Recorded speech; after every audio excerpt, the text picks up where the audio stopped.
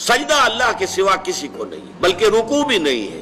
اور اب تو یہ کہ جھکنے سے بھی ہمیں روک دیا گیا ہے، اگرچہ ایک تھوڑا سا تو ہوتا ہے، کوئی آپ کے بزرگ آئے ہیں تو ان سے ملتے ہوئے خود بخود انوالنٹریلی آپ کا ارادہ نہیں ہوتا تب بھی کچھ تھوڑا سا انسان جھکتا ہے۔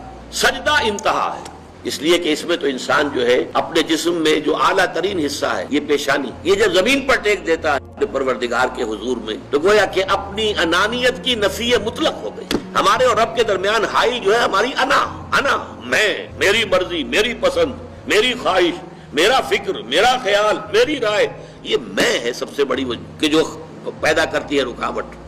اس میں کو آپ جو ہے اللہ کے حضور میں حدیث میں آتا ہے جب سجدہ کرو تو یوں محسوس کرو جیسے کہ تم نے اپنی پیشانی اپنے رب کے قدموں میں رکھ دی ہے۔ یہ کیفیت سجدہ جو ہے یہ اس کا عروج ہے، اس لیے حضور نے فرمایا اقرب ما یکون العبد الی اللہ فی السجود، بندہ قریب ترین جو ہوتا ہے اپنے رب سے وہ سجدے کی حالت میں ہوتا ہے۔ اس کی نفسانیت اور اس کی انانیت کی نفی مطلق ہو گئی، اب درمیان میں کوئی شے حائل نہیں ہے۔